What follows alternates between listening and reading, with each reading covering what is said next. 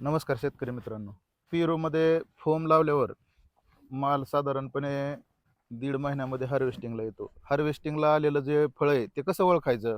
फोमच्या ज्या खिडक्या असतात, ते खिडकी मोठी झाली, की समजायचं की फळ मोठं झालंय ती. समजा खिडकीवर सुद्धा लक्षात येतं. आणि दुसरं असं की त्या फळाला साईज आली, साधारण आपल्या हातामध्ये क्रिकेट बॉलपेक्षा मोठं, साधारण अंदाजे 300 ग्रॅम वजनाचे जे फळ आहे ते हार्वेस्टिंगला आलं असं समजायचं. आता अशी जी फळं आहेत, आता ह्या फळाची फोमची जी खिडकी आहे अशी, ती मोठी होत असते.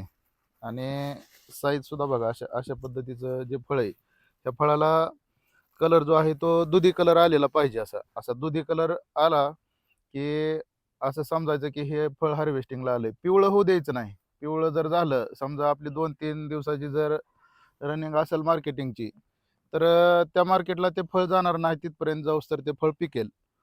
अशा पद्धतीनं असं